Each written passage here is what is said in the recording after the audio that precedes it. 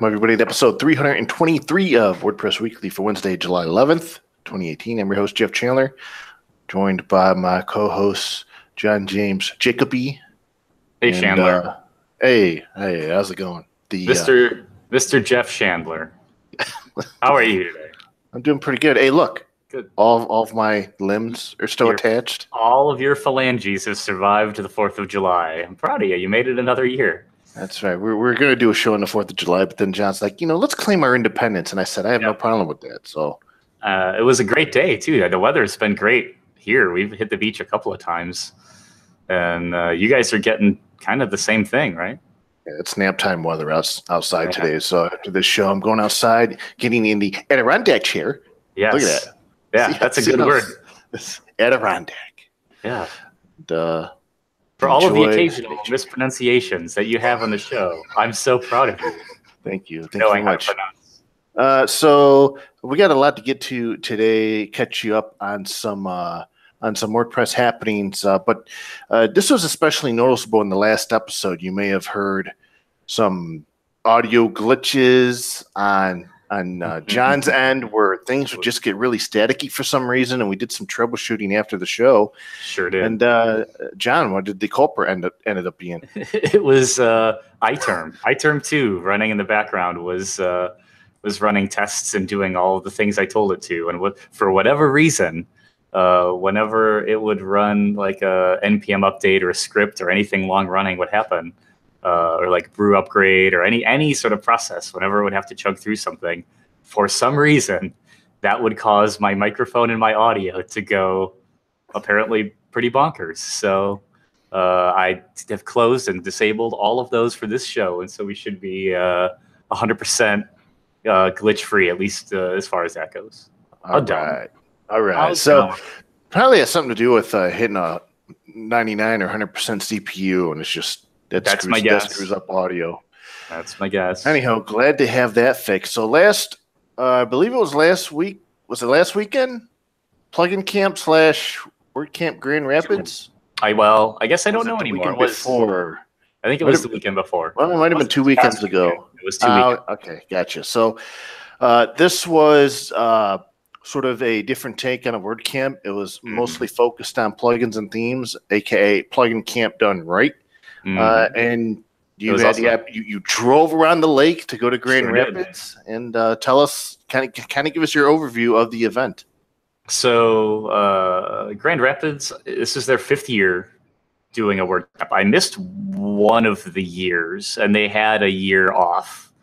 And so when I had talked to Kate DeRoja last year about some ideas for making WordCamps different or unique or special, one of the things that I've talked about wanting selfishly was Plugin Camp, a camp that was geared specifically around plugins or extensions or tools and those kind of things. And so that's what this was.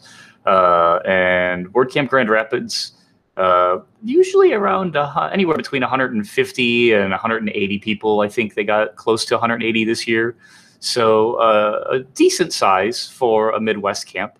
And security talks, WP-CLI talks, the occasional Gutenberg mention. You can't really go a WordCamp these days without mentioning Gutenberg. Well, I mean, it is a plugin. That's right. That's right. I was thinking that too. You're exactly right. It does still qualify for the plugin camp, is what you're saying. So get in on that topic but the Liquid Web had a surprising sort of presentation of folks there. Chris Lemma, Norcross, Steve Grunwell, I think, a few others. It was kind of like a WordCamp Grand Rapids reunion of folks giving kind of all of their best talks. So Aaron Campbell was there, gave a security talk, good kind of security best practices on everything from what a strong password is to whether or not renaming or hiding your WP admin directory is good or bad. He did it with a Mythbusters theme, which I appreciated. And so whether or not certain things were plausible or confirmed or not was neat to see. It was a good take on a WordCamp talk that I haven't seen. And it was awesome. The drive was easy. We had a good time. and it's nice because actually my favorite part of this event, and then we can, aside from all of the talks and all the people, my favorite part was the extended off-site lunch, which was like a 2-hour lunch break. And because they didn't cater, there was no on-campus lunch. And Grand Rapids is a really pretty city. I mean, it's for it where it is, or for the people who get it confused with Cedar Rapids all the time. Like, people forget that Milwaukee is in Wisconsin and not Minnesota. I think it's just, you forget where things are because it's not where you live and where you are. And so, but Grand Rapids is super pretty. Lots of cool historic buildings. Downtown is really neat. And so we got to experience like a pinball arcade and like an old school arcade. And Grand Rapids has a lot of beer, has a beer culture going on. So we enjoyed some beer. I know that's not for everybody, but we got to enjoy some. And I enjoyed all the photos of crack fries that people sent. Crack fries. We did some crack fry photos. Hopcats. Yep. That is a Grand Rapids tradition at a WordCamp, is going to Hopcats and getting some crack fries. And they are worthy of their name. They are delicious, and you cannot stop eating them. Oh, that's season. But so the 2-hour lunch was good because we got to hang out at Hopcats and with very low stress, very low urgency to get back right away to the venue because you had plenty of time to do it. In past experiences at WordCamps where you go off site and you have about an hour lunch, you got to walk to the lunch place, and then you got to hope that it's not busy, and then there's a wait time. And by the time you get your food, you're looking at your clock. Oh no, we only got about 20 minutes left. And before you know it, you're rushing. You got to get back in time. And God forbid if you're the speaker right after lunch. So I really appreciate. I think like lunches should be minimum an hour and a half. I agree. Kate and the organizing team did a really great job in general, but also of like breaking up the length and duration of talks.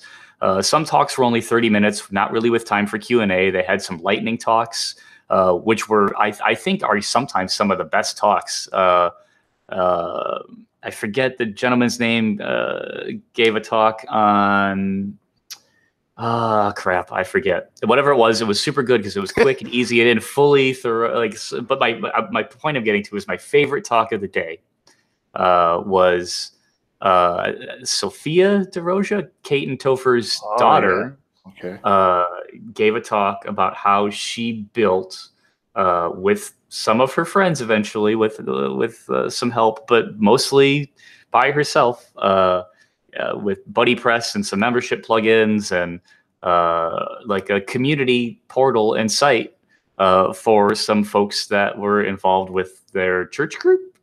And so they had trouble because of age and getting people involved on Facebook or in Facebook groups, or people not wanting to sort of have all of their church goings on involved on Facebook specifically. And so they built a site, and she went through and chronicled every plugin she used and why, what she learned, why it was hard, kind of what hats she was wearing at the time between marketing and enrollment and developer and designer and site owner and all these things in order to get this up and running.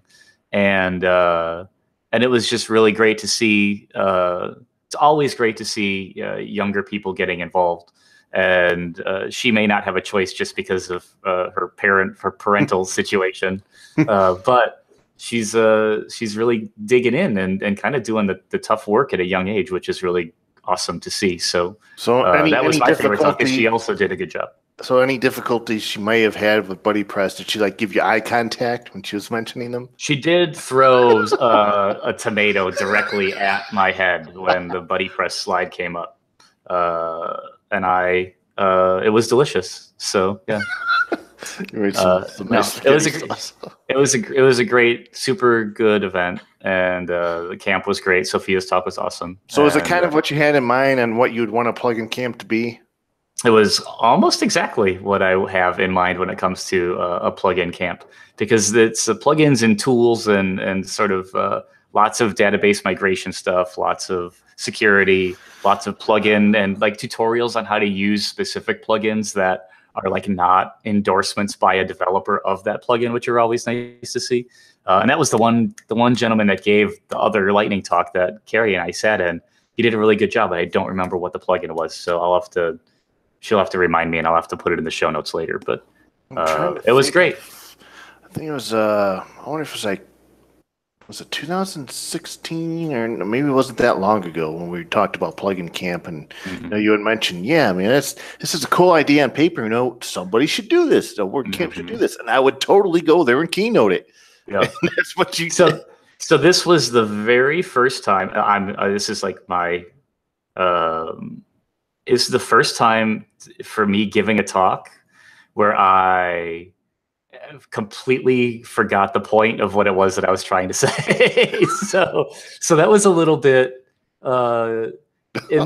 like you talk down a rabbit hole and you kind of want to connect your points. And generally, I'm pretty good about linking things back together. And this time, it was like talkceptioned myself and went one level too deep, and then couldn't remember how I was going to tie it back into the next slide. And like, oh, well, I don't remember what I was going to say. So we'll move on to the next. I can't wait to watch this. I hope this ends up on WordPress.tv. So that's a little embarrassing, but it was the first time that had happened, and so hopefully I learned something from that, and it doesn't happen again. So for all you future WordCamp speakers out there, avoid talkception.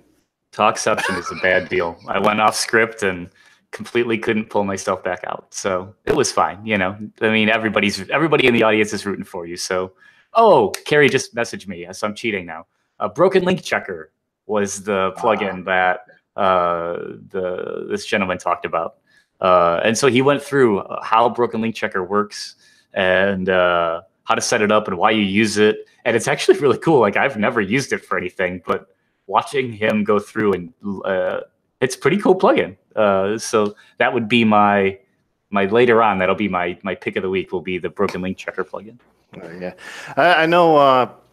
There's a couple different plugin services out there that do that. I mean, one of the things you got to watch out for using a Broken Link Checker is the amount of processing it uses That's what he said. On the server. So if you can somehow offload that to a service to do your broken link checking, by all means do it that way, or else you could be looking at some CPU overage. I was surprised that plugin even let you tune that at all. Like, it should just know how to like not absorb all of PHP's available memory or CPU cycles and everything else. But doesn't matter. They're working on it. It's everything's a work in progress. I just thought it was neat that you can it'll auto fix, it'll kind of try to heal links. There's neat little stuff in that plugin. So it was neat to see it because it's something that I had never needed to use before. So a thorough walkthrough in 15 minutes, no doubt, was a great talk. It was those are my two favorites. Well, shout out and congrats to Kate and the rest of the organizing team behind WordCamp Grand Rapids. I knew it was going to be an awesome event, and they delivered. So, and hopefully they have some momentum to do it again next year. Yeah, there were so many good talks. I feel like Kyle's talk was good. Every talk that I saw was really good. I don't know, find them on WordPress.tv and watch every single one, except for mine. And they were all good. I need to see this talk. So I'm gonna watch it. And by the way, I'm glad you had a safe trip home. It looks like you encountered a non-dismissible admin notice, aka a tree that fell over the road. Did you see that? That was incredible. That was absolutely incredible. That was close to home too. And a tree fell across the road. It was we were the first people to see this tree ever. And by then, behind us come a couple of cars, and then someone must have already called, because I was looking up the number for the county, and here comes a county sheriff who is not interested in talking to me at all. Carrie got a picture of me trying to talk to the guy, but he didn't care. Yeah. So yeah, that happened. But we eventually made it home. We successfully dodged Chicago traffic mostly. The drive was totally. We stopped at a chocolate place in Michigan somewhere. Of course you did. We have since eaten all of that chocolate because we're eventually trying to move and relocate all of our belongings, and so all of the food in the house has to go. I mean, there's like a lot of activity right now. But our camp in Red Rapids is great. I could come over to your house and help you with the food situation. I have no problem with that. You're anytime. All right, so a day after the 4th of July, WordPress 4.9.7 was released. It was considered, or is considered, a security maintenance release for all versions since WordPress 3.7. The development team strongly encourages everybody to update their sites. There's a couple of bugs that were fixed in this release, but the one of note is the security vulnerability that was publicly disclosed that we had mentioned on the previous episode. That has been addressed. So that's one of the major reasons why you want to update to 4.9.7. So glad to have that out of the way. And now the says previously scheduled 497 is now referred to as 498, which we'll probably see in the not too distant future. And it looks like it's going to have the Gutenberg try Gutenberg callout prompt that we've talked about before. So we'll have more news on that in the coming days. Oh, speaking of Gutenberg, let's see. Where do we want to start? Well, let's. So have you had a chance to watch Matt Mullenweg's summertime update presentation from WordCamp EU? Yes. So if anybody out there, it's now available. In fact, it was uploaded on July 4th, but it's now available on WordPress.tv. I just posted a link to it on WP Tavern. Really good stuff. Matt kind of gives an overview of the progression of WordPress core updates this year, what's happening with Gutenberg, and actually something that I was very pleased to see is a roadmap of things that were going to be done and things that are in progress. And speaking of Gutenberg, some of the things that are in progress or that he mentions are going to be happening very soon is a feature freeze in Gutenberg. To get host agencies and teachers invited to opt-in sites they have influence over to start using Gutenberg. WordPress.com is going to have an opt-in for WP admin users to, of course, try and use Gutenberg. With the number of sites and posts will be tracked for some metrics, and mobile app support for Gutenberg will be across iOS and Android devices, which will be a big deal because one of the things that Matt mentioned in his presentation is that mobile apps, I mean, they're not going away. In fact, if anything, people are publishing on them more and more. I mean, you mentioned I think it was like 1.7 million posts and a gajillion different images or videos have been uploaded using the mobile apps just on WordPress.com just within a month. So, and I was glad to see that he mentioned that, right now, if you visit a post that was written in Gutenberg in the mobile app, he says things break, incredibly. There's a lot of breakage there. So they're going to get that fixed up. And then come July, this is the month we're in, they're going to work on getting a 4.9x release with the Gutenberg callout prompt, or it's actually going to also have a mention in there about the classic editor plugin, which I think is nice. WordPress.com will move to an opt-out, and there's going to be tracking to see who opts out and why. Triage will increase along with bug gardening to get blockers in Gutenberg down to 0, and then Gutenberg Phase 2, which is the exploration of customization. So moving beyond just the post editor, which there's a lot of exciting things, when we get beyond the post editor. So I was actually on WordPress.com the other day because I wanted to see, just how on schedule, it says July. I don't know when in July, but so far I have not seen a prompt to try out Gutenberg on WordPress.com yet. So I don't know if they're going to roll it out to everybody all at once or if it's going to be a selected rollout. We'll have to wait and see on that. But it's nice to see a roadmap here and now give people sort of more of a focused heads up on when they can expect possibly emerge into WordPress core.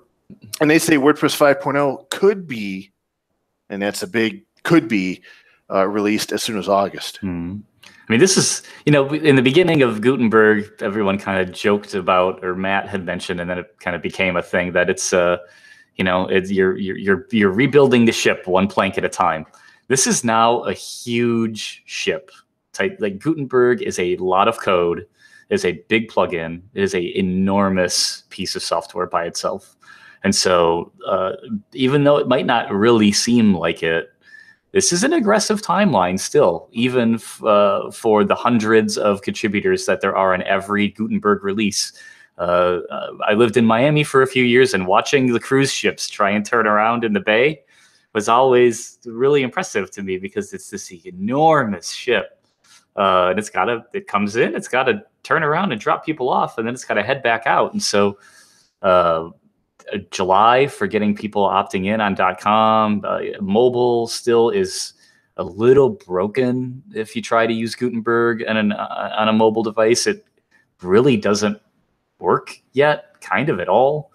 There's a lot that needs to get done still. And there's no compatibility with Calypso yet either. No Calypso, right? It's aggressive, and so. Hopefully, I mean, wishing everyone involved, all friends of ours, as much success as they can have. But it's a lot of work. And to finish up the roadmap, Matt mentions that as far as August and beyond goes, they're looking at getting all critical issues within Gutenberg resolved, full integration with Calypso, and allow an opt-in for Gutenberg for users there.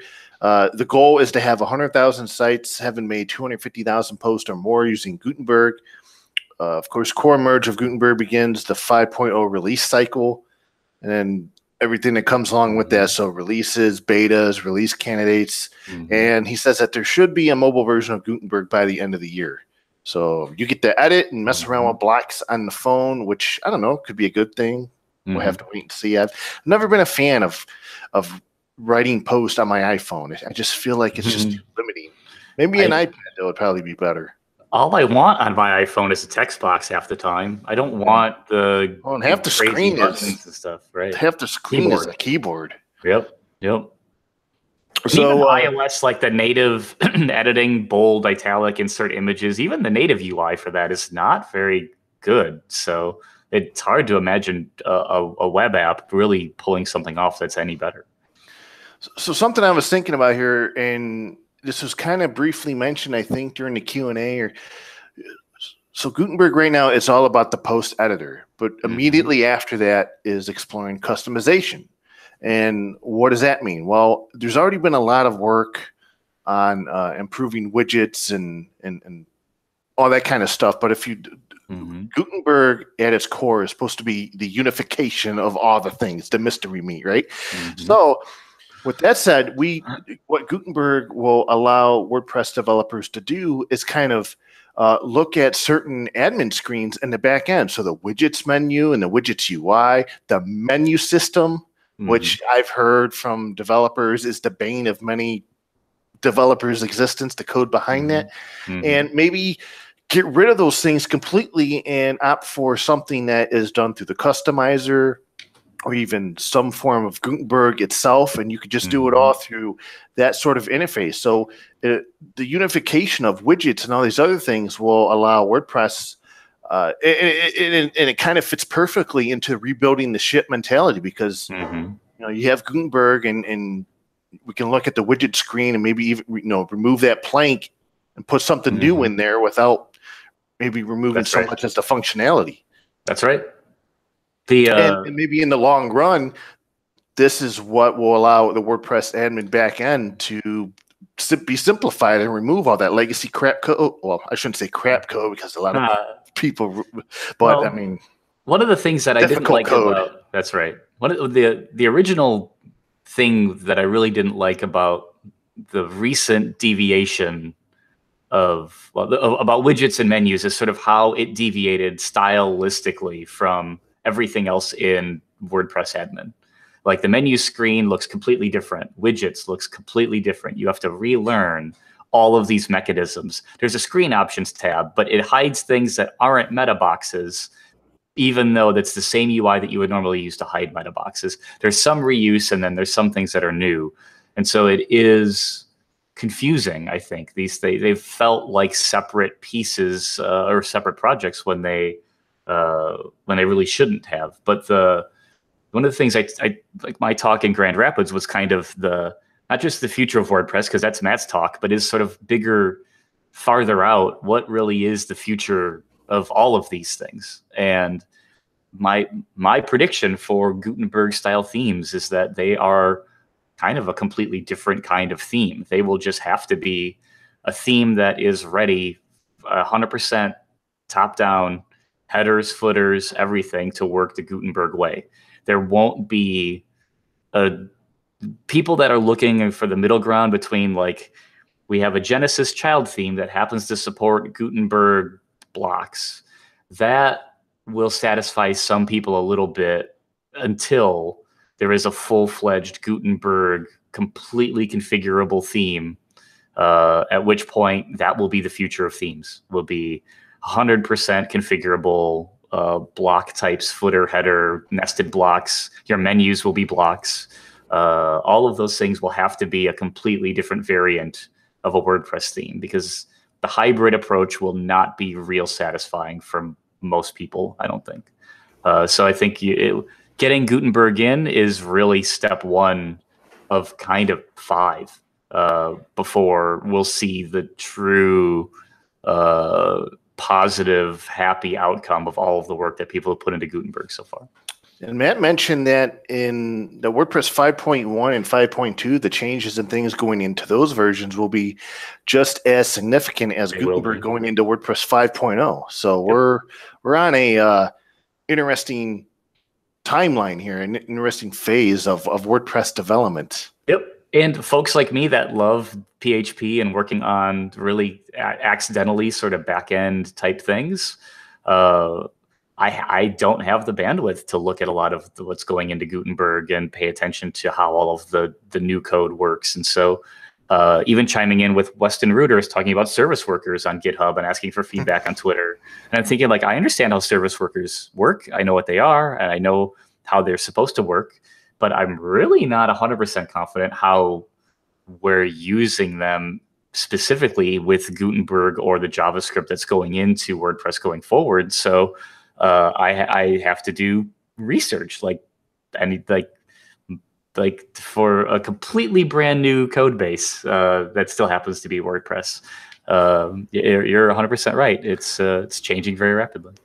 I've seen a number of comments from people, and I want to clarify this a little bit, that there's a lot of people out there who believe that due to all of the focus on Gutenberg, that the REST API has sort of been forgotten about, that nobody's working on it, when in fact Gutenberg is heavily reliant on the WordPress API. And when they started bridging the two together, they found out just how many gaps and how much was lacking in the WordPress REST API. And so there's been a lot of work from the Gutenberg team to try and build in the necessary endpoints and the things that are necessary for Gutenberg to work with the REST API. So I think maybe it's sort of, it's been like a side hustle, I guess, if you look at it, where, yeah, there's a lot of work and effort going on in the Gutenberg, but a side benefit is that a lot of work has gone into the WordPress REST API. Right. Now, it's not feature complete. It's not, still doesn't cover core 100% of the back end, 100% with endpoints, but it's a lot better now thanks to something like Gutenberg heavily utilizing it than it was if before Gutenberg existed. So our generation of software engineers is relearning the same lessons that every physical engineer out in the real world has already learned, which is there is an enormous amount of work that you have to do in order to actually do the job that it is that you're supposed to be doing. If you want to tear up a road and replace a water main, you have to get licensing from the state, the county, the municipalities. You have to notify business owners. You have to do all this extra work that has nothing to do with digging a hole and replacing the water main. And so that's what this is everyone that's working on Gutenberg is filling in all these REST API potholes that they didn't really know were going to be a problem, but were definitely going to be a problem. So it's not any different. It's just there's the problem that, like, the thing that people are learning with REST APIs now is that there's always holes to fill. Every one time you want something special or unique or different, you almost always have to write your own RESTful endpoint to fill that gap. And so the reuse there is sort of lost, which is why Facebook has GraphQL, which I think would be a kind of a better setup for something like Gutenberg and WordPress at this point. But there's going to be. I know. Back in a conversation or in an interview, I think maybe it was us that asked him. Do you think maybe we should have went with GraphQL and just bypassed the REST API? And Matt was kind of thinking, maybe that's the way we should have went. But here we are. Yeah, there are a few folks are looking at some GraphQL integration for BuddyPress, which I'm excited about. And it's a lot. It's just what do you'd think this should be easier, but it's not going to be. It is really only going to get increasingly difficult as it goes. And not to dive too deep into the REST API rabbit hole, I know another thing that a lot of people are looking forward to that does not exist is the authentication. That's right. Yeah. That's what I was gonna talk about that too. I forgot about that. That is the sort of Achilles heel of people not using the REST API for newer, there's not a very good way for authentication without setting something up homegrown or whether it's a plugin or whatever, with tokens. Yep.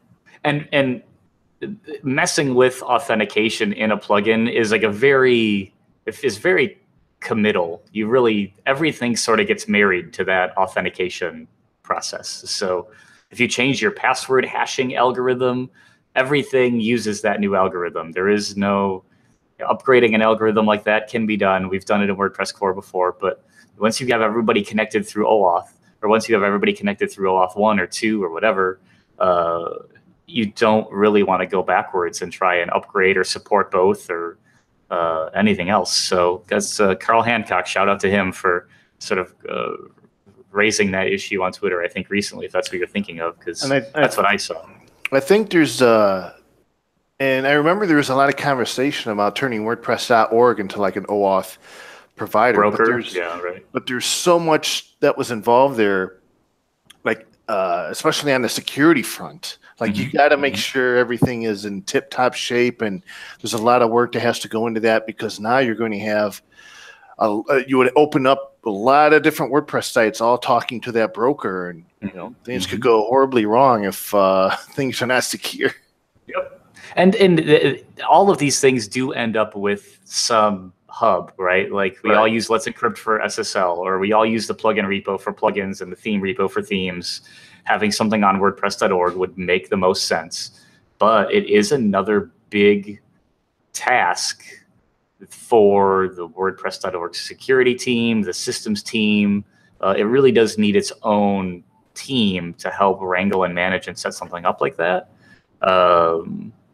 If it and when it should happen. But when that happens, really, really interesting and cool things could suddenly be possible, like linking WordPresses together through WordPress.org, or having your user account on WordPress.org show a list of the blogs that you have OAuthed into or out of, because it acts as the broker for all of the WordPress sites that you use, that you've connected to all around the world. Like there are neat things that are achievable that are hard to do without it, and that you wouldn't really want to trust anybody but WordPress.org to do for you. So, if I started doing it, no one would trust me.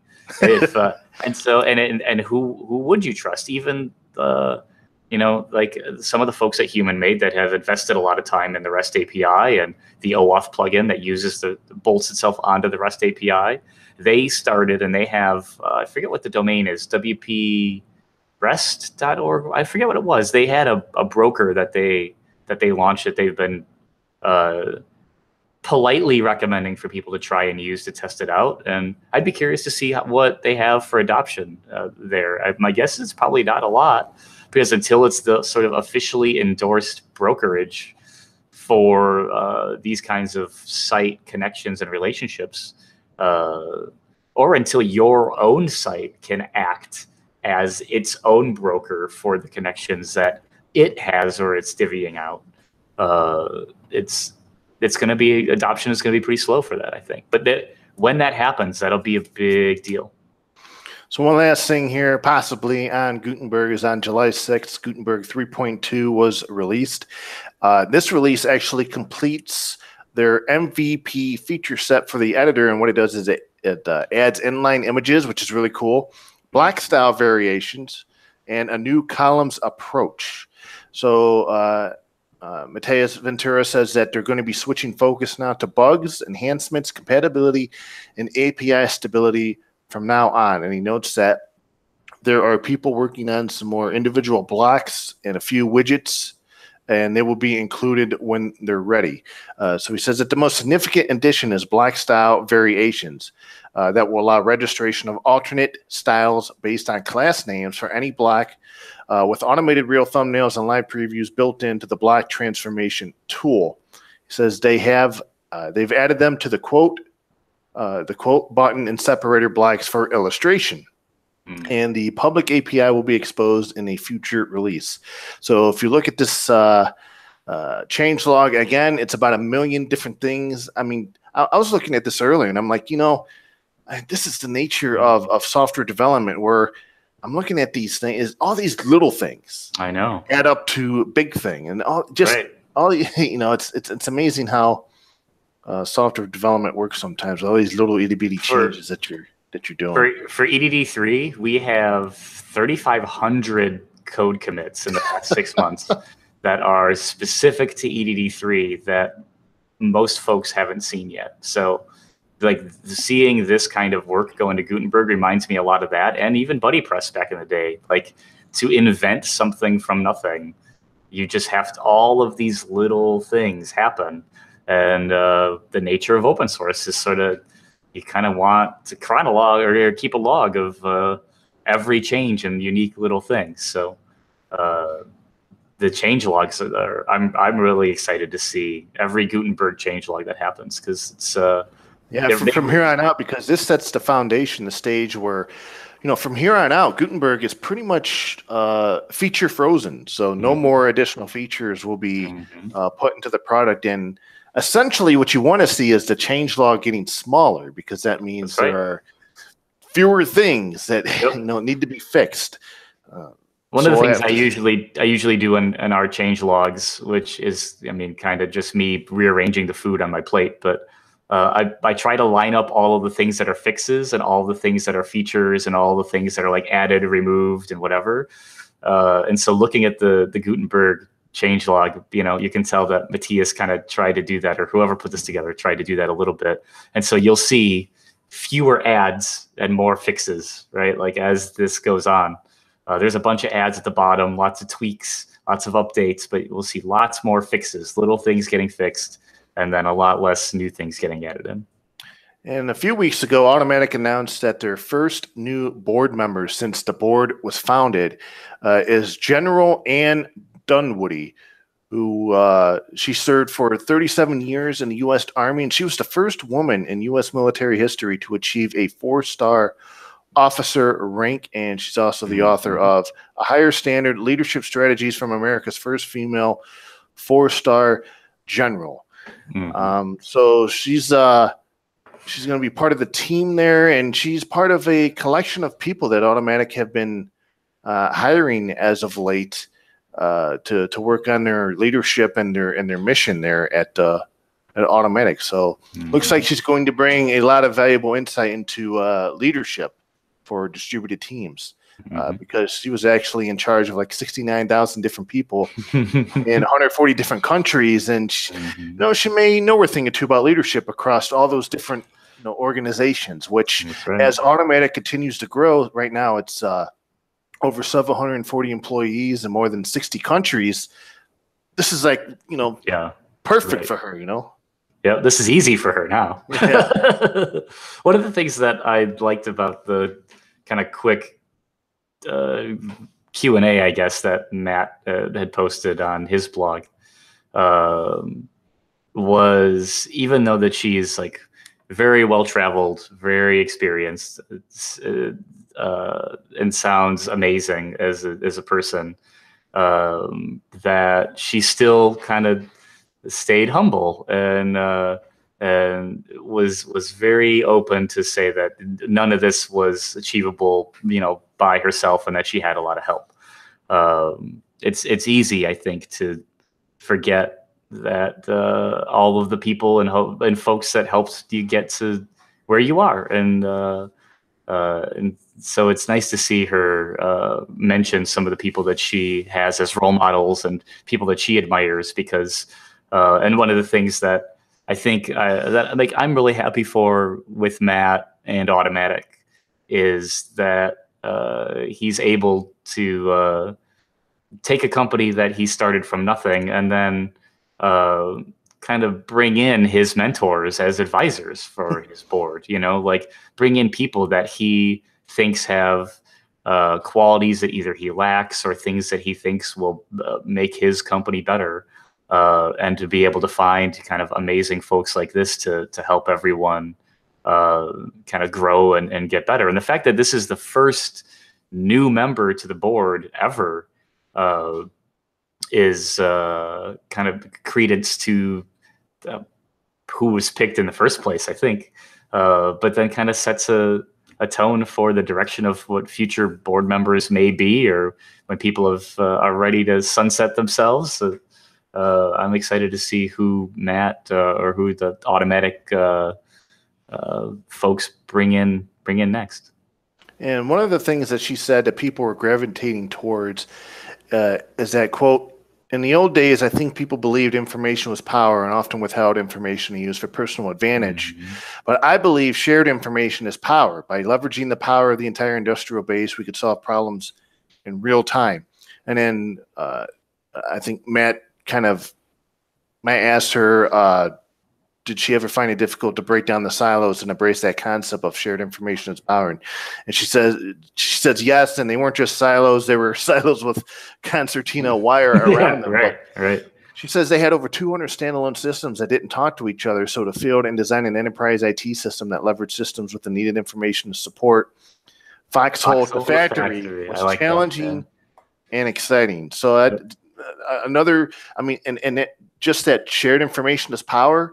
That's like one of the ethos of open source software. That's right.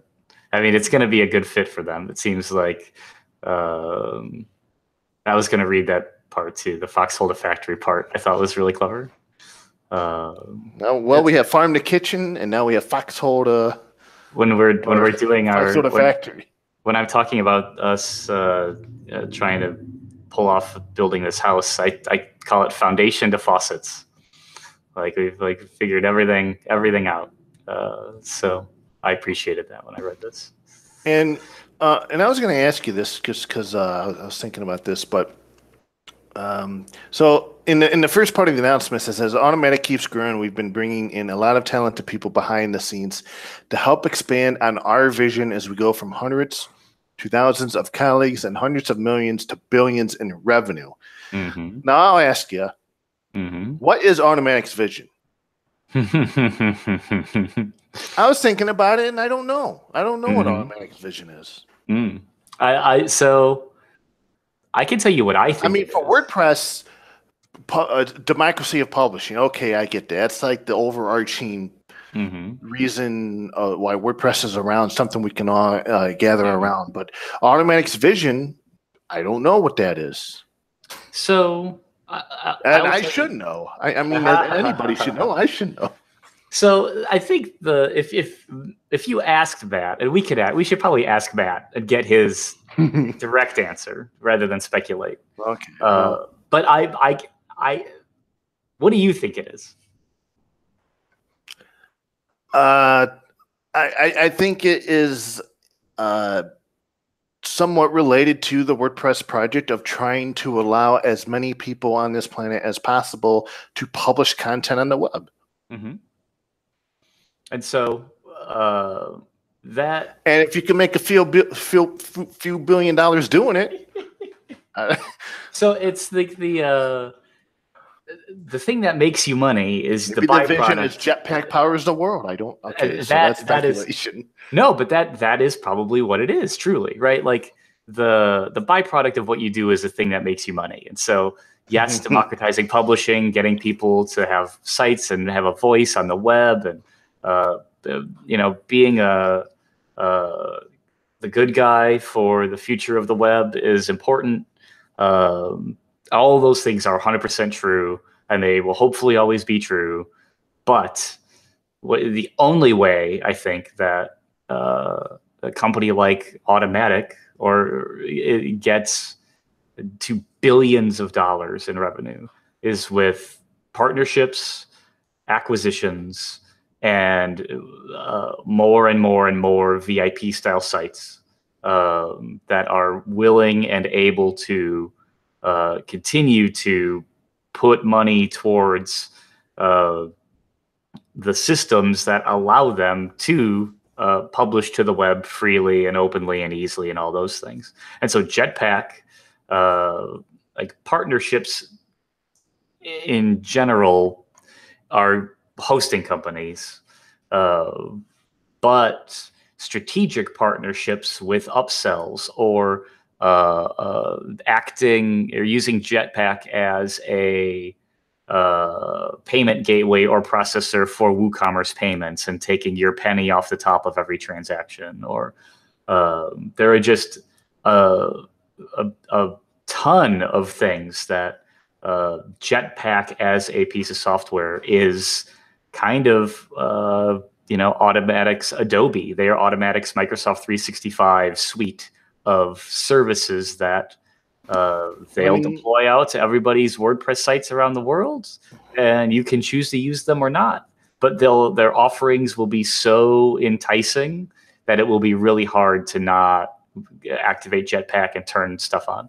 Well, the former CEO of Bluehost, James Grierson, is actually leading Jetpack partnerships. Mm-hmm. And so Jetpack partnerships start off looking like relationships with hosting companies. They have to. That is how you get deployment out there. But Jetpack, with it's an interesting relationship that a hosting company is going to have with Automattic and Jetpack, because hosting companies are going to want to sell their own products, and Automattic is going to want to sell their own products. And so at what point... And WordPress.com at the end of the day is a web hosting company. Web is still a web hosting company. That is 100% correct. But in the ways that I didn't think that GitHub was a platform that could be sold, what if WordPress.com is a platform that can be sold? What if WordPress.com isn't the future, but Jetpack is the future, and Automattic can put all their money towards VIP and the things that work and that are making money, and WordPress.com could. I mean, I've said this a long time ago, but WordPress.com could very easily be the gift to the community to host as many WordPress unlimited sites as you want to in a place. And Automattic and Matt has been pretty open about Jetpack being the future of Automattic, but getting Jetpack to billions of dollars in revenue takes very strategic partnerships. It takes lots of upsells and things that are value adds.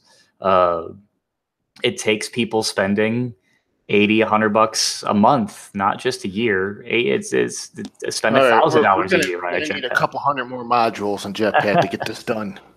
Well, a few really solid ones. Yeah.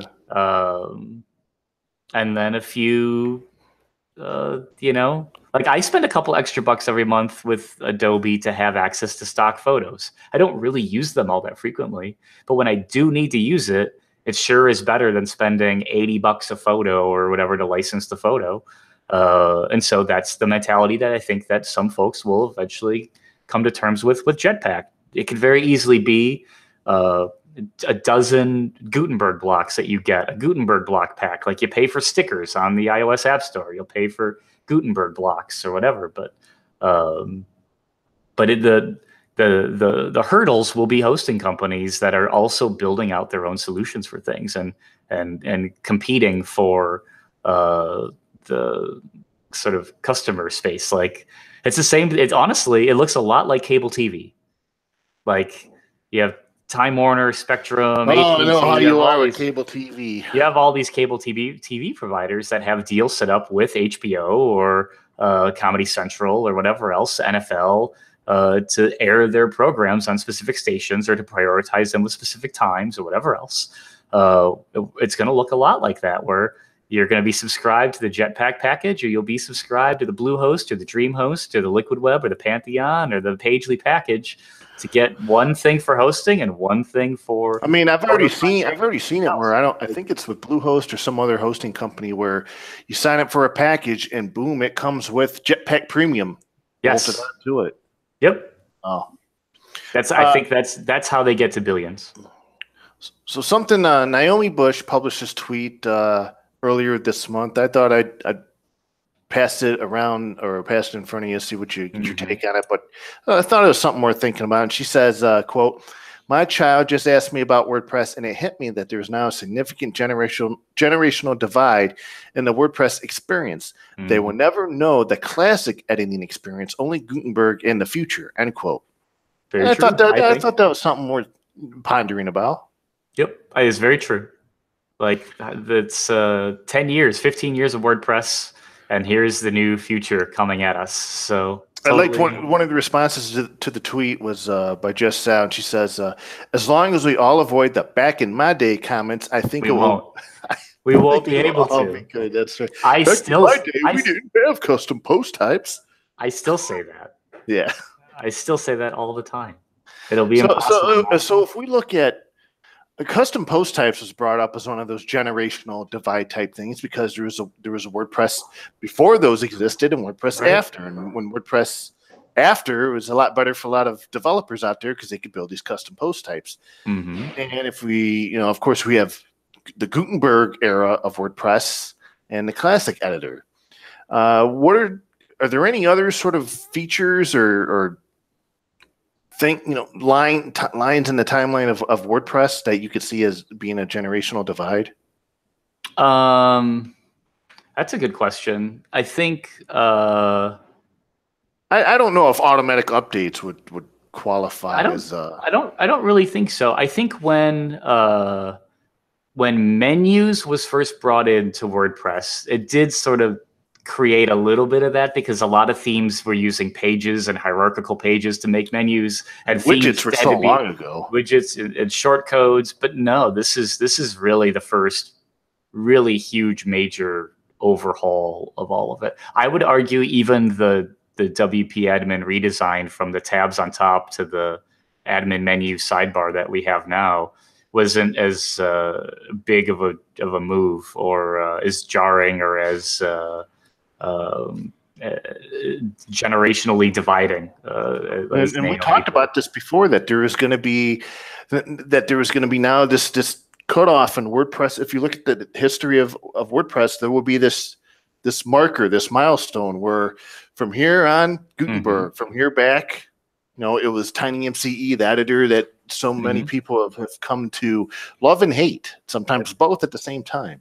Well, and the transition period will not be the smoothest for people either, which is the developers that have been learning JavaScript deeply and helping make Gutenberg or really gung-ho supporting that direction are equally or that far ahead of everyone else, because it is clearly the direction of future that things are going. So and if you don't go that direction, you end up left behind. So once Gutenberg gets merged into WordPress, and that becomes part of the new user experience for someone who has never used WordPress before, and they go to author content or edit a page or do whatever, and they're doing it in Gutenberg. I'm anxious to find out what a lot of people's new user experiences are with WordPress in the post Gutenberg era.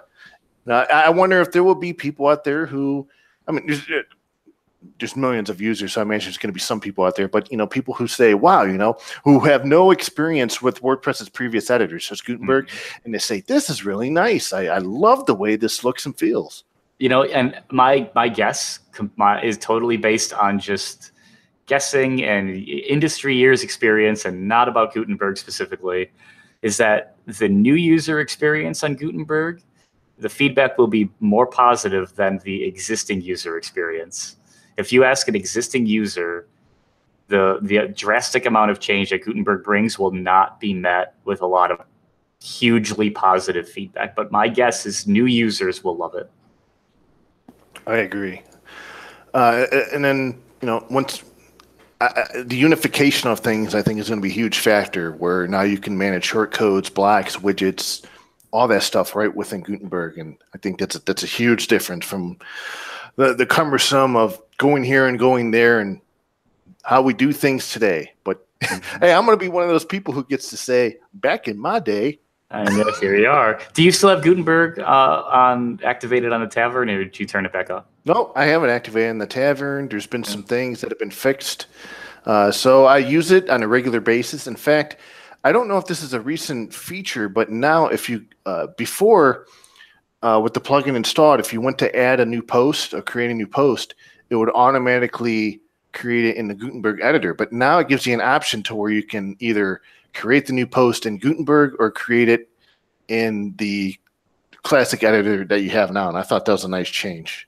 But also, for those out there who are in the agency world, or if you want to maybe only enable Gutenberg for certain post types or certain areas of your site, there's a great plugin, I think, that was created by the WordPress.com VIP team called Ramp, and it allows you to ramp up, users or agencies or whatever into Gutenberg. So you can only turn it on for certain parts of the site and not for the entire site. And that kind of gives people a chance to experiment with it without it being everywhere. Which, and that could have easily been the pick of the week, but I figured I threw that out there because it was relevant to our conversation. And folks are going to probably want to tune that at first, because lots of plugins are not going to be supporting Gutenberg out of the box as a first-class thing. Some plugins won't even need what Gutenberg provides. It's like with bbPress, we use custom post types for forums, topics, and replies. But in WP Admin, do you really need a block-based editor to moderate forum topics and posts? I don't think you do. It doesn't really fit there yet. So there are definitely going to be solid examples of plugins or post types that won't need post type support. I do have some cool ideas for how bbPress could use Gutenberg, but that's going to take a while. Yeah, I'm pretty sure we covered some of those in the previous episode. I think we did too. When you were just decoupling Gutenberg for a bbPress experience, you started getting giddy on me on the show. Oh, so. It could be really cool. Yeah. I know. Very cool. All right, let's see. There's a lot of great articles that Sarah Gooding has published on the Tavern. I definitely recommend folks check those out. If you are a theme developer, check out a recent article she published about a block unit test plugin created by ThemeBeans founder Rich Tabor, which is pretty much mimics the theme unit test plugin, but it's specifically for Gutenberg. So it does sort of unit test where it includes variations of core blocks, and you can see on the front end how your theme will look with all the different blocks and some different variations enabled. So it's a pretty cool plugin. And something that I really like about Rich is he's gotten on, once he found out Gutenberg was going to be the future of WordPress, he got on it. He started thinking of these different ideas and said, hey, I got to get on this. I got to start developing products to take advantage of this. And I'll just share this quote from the end of the article. And he says, quote, I believe the foundation of the future of WordPress lies in the success of Gutenberg. I use the new editor just about daily now. I know it's a great move in the right direction. I'm doing my part to make sure folks using my themes can experience everything that Gutenberg has to offer, end quote. I just love that sort of mentality and thinking by Rich. And I think he'll be one of the people who are become highly successful in the post-Gutenberg era. I think so too.